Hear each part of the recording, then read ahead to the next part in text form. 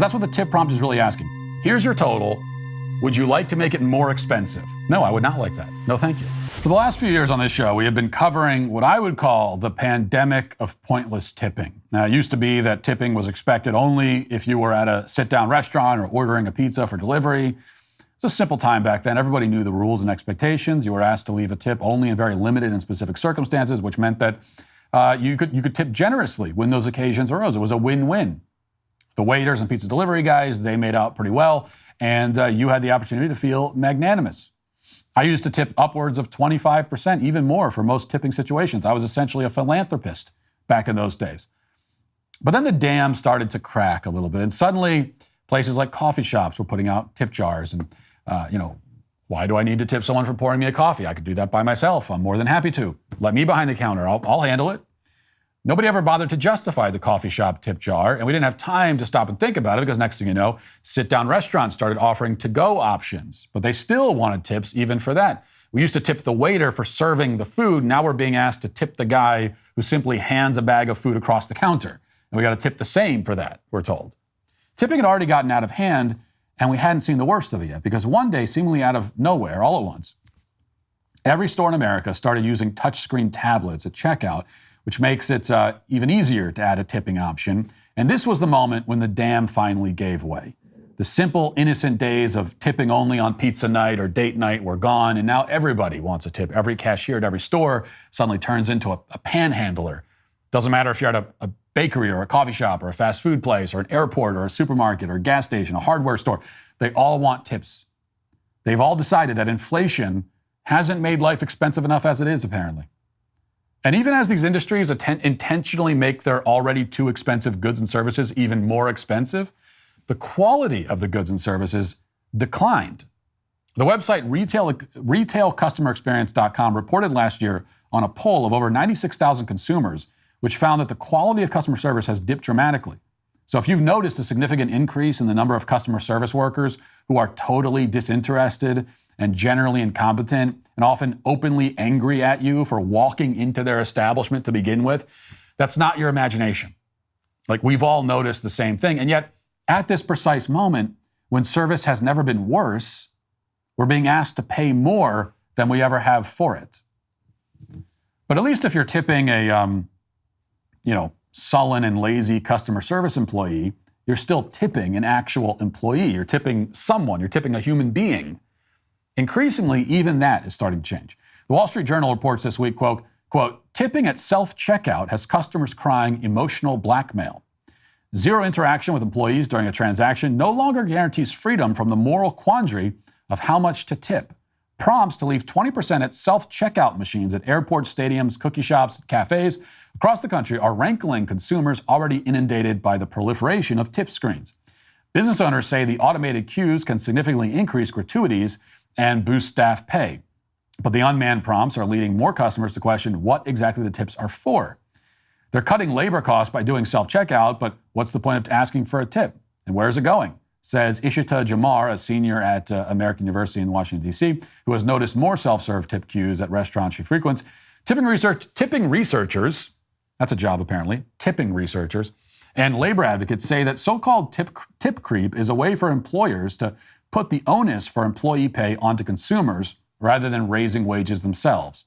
Companies say that tips are an optional thanks for a job well done. Job well done? Well, who did the job at a self-checkout machine? Me? If anyone should be tipped after I use self-checkout, it should be me. And I really should get a tip because I'm very efficient on the self-checkout, okay? Unlike a lot of people, and they're in front of you self-checkout, you know that's going to be a problem. It's going to be there. They bag each thing slowly and individually and all that. I speed through that thing. It's one of my best skills. And I've already taken on the role of the employee when I'm at the self-checkout machine. I am scanning and bagging my own items. So the store should be tipping me for my labor, not the other way around. Self-checkout has always been kind of a time of internal emotional conflict for me because on the one hand, I appreciate how self-checkout caters to my antisocial tendencies. So I like that. I don't have to talk to anybody. That's great. On the other hand, I think it's certainly a generally unhealthy thing for society to replace human jobs with machines. I don't think that's a good trend. Okay, it doesn't go anywhere good. And besides, I sort of resent being asked to do the job of an employee without being paid for it. I think as soon as we get to the point where Walmart expects the customers to come in at 3 a.m. to unload the trucks and stock the shelves and mop the floors, and they'll still ask us to leave a tip at the end of it. And most people will. See, that's the real story here. It's clear that the tipping virus, it's spreading uncontrollably. We all know that now. As with most things in our culture, the solution is to get back to the basics, to return to tradition. The only people who should be asking for a tip are waiters and fast food delivery people. Even though the food delivery apps already charge service fees and delivery service fees and service delivery fees, and then they ask for a tip on top of all that. So you're paying $87 for a hamburger before you add the tip. That's kind of a separate issue. Waiters and delivery people, still, they can ask for tips. A few other service jobs that have been grandfathered in, valets, coat checks, etc. Everyone else can make do with the wage that they're already being paid. You're already getting paid to do your job. That's why if you're at the checkout, your paycheck is for this right here, this interaction where I'm giving you something, you're scanning it, you're taking the card. Like that's what that's for. That's what your paycheck is for. It's for that. And that's how it used to be, and it's how it should be again. We can get back there, but it's up to the customers to make that happen. The customers have to say no.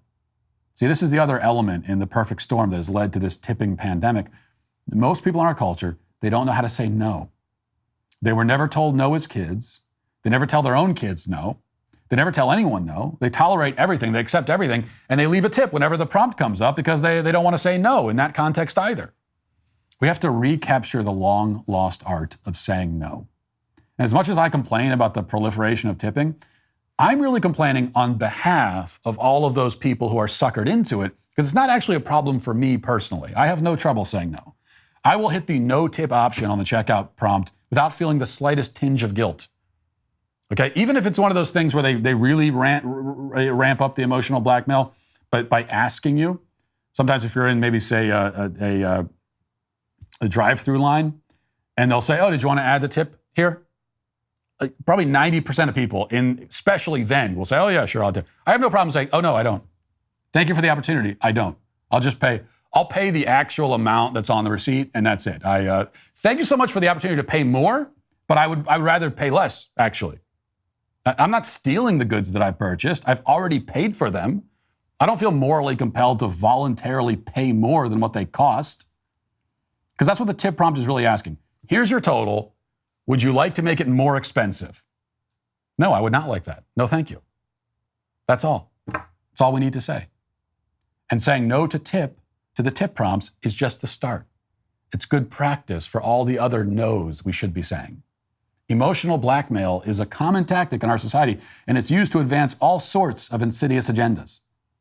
The over-tipping agenda is not the most insidious, but it's not the least either. And the solution is the same, either way. Just say no. And to those asking for undeserved tips, we can also say, you're canceled. If you'd like to see what else I have to say, you can access my full show by going to dailywire.com or by going to the Matt Walsh Show Twitter page. Hope to see you there. Godspeed.